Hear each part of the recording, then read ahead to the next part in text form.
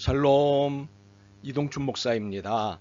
오늘도 여러분의 삶이 주님의 평안으로 가득하시길 기원하며 하나님의 말씀을 나누겠습니다. 오늘 주시는 말씀은 마태복음 6장 19절에서부터 34절의 말씀입니다.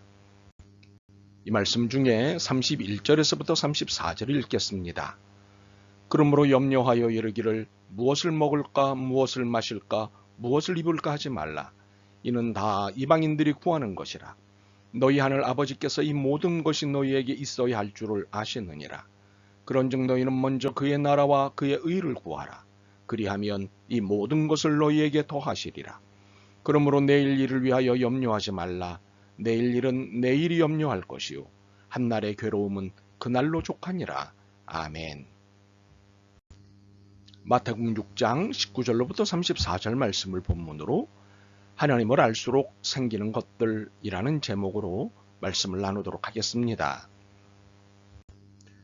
우리를 헷갈리게 하는 반대의 두 경구가 있습니다. 모르는 게 약이다, 아는 게 힘이다.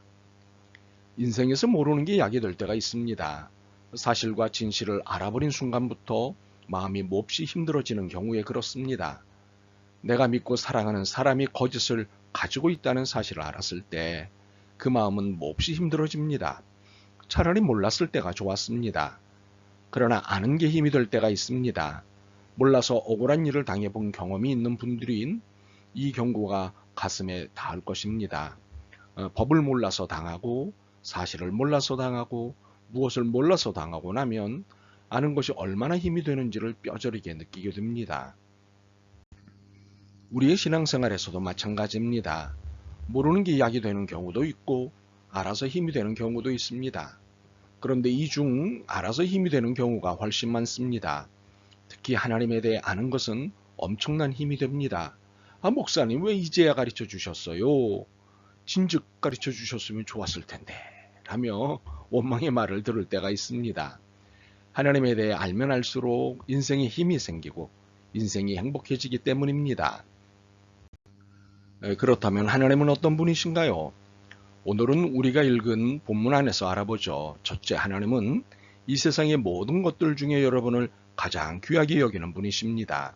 둘째, 하나님은 우리가 먹고 사는 문제를 확실하게 책임지는 분이십니다.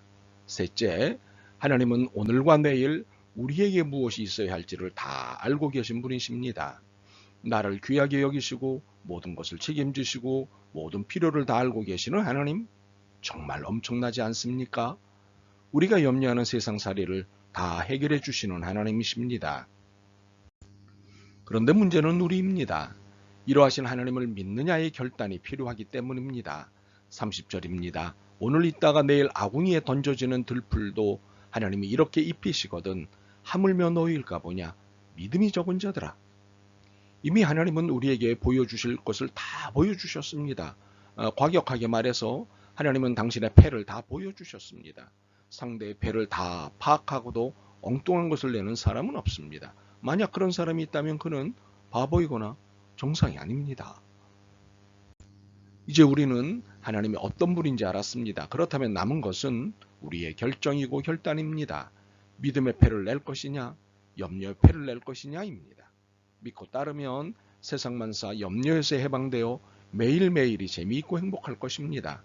이것과 반대로 앞일에 대해 여러 가지로 마음을 써 걱정한다면 세상 만사 염려에 매여 인생이 재미없고 불행할 것입니다. 그렇다면 어떤 결정을 하시겠습니까? 혹시 믿고 따르기로 결정하셨습니까? 그렇다면 좀 더 구체적인 안내를 하겠습니다. 첫 번째로 내일 일을 염려하지 마십시오. 무엇보다 내일 먹을 양식을 걱정하지 마십시오. 그리고 내일 할 일을 걱정하지 마십시오. 또한 내일 무슨 일이 일어날지를 걱정하지 마십시오.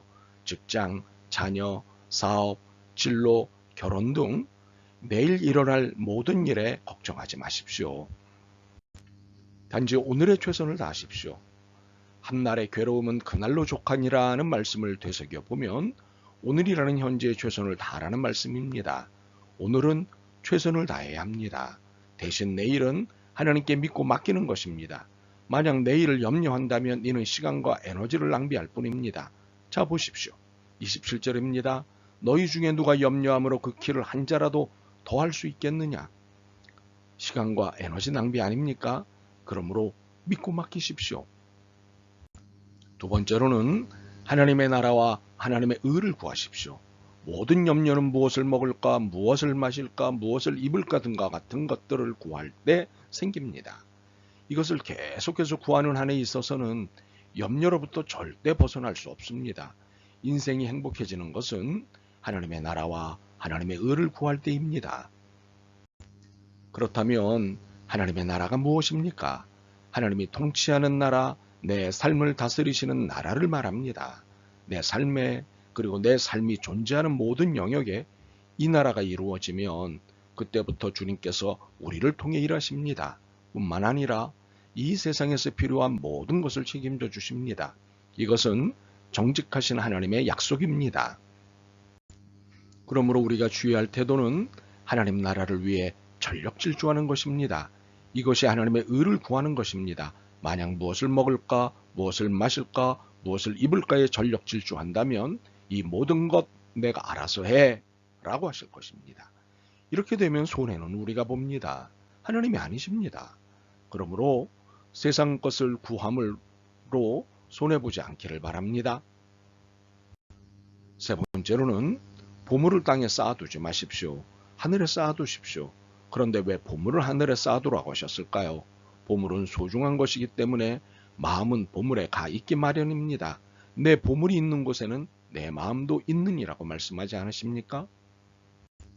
우리는 하나님의 나라와 의를 구해야 세상의 모든 염려로부터 해방될 수 있고 모든 필요를 채워주시는 하나님의 약속이 이행됩니다. 그런데 보물을 땅에 쌓아두면 마음이 땅에 갑니다. 하나님의 나라와 의를 구하지 않게 됩니다. 세상의 온 마음이가 하나님의 나라와 의를 이룰 수 없습니다. 그러면 내 인생은 염려로 가득한 불행한 인생을 살 수밖에 없습니다. 그러므로 보물을, 재물을 영원한 하늘에 쌓으라고 하시는 것입니다. 하루는 하루살이와 메뚜기가 재미있게 놀다가 해가 져서 헤어지게 되었습니다. 메뚜기가 헤어지면서 하루살이야, 내일 또 만나자고 인사를 했습니다.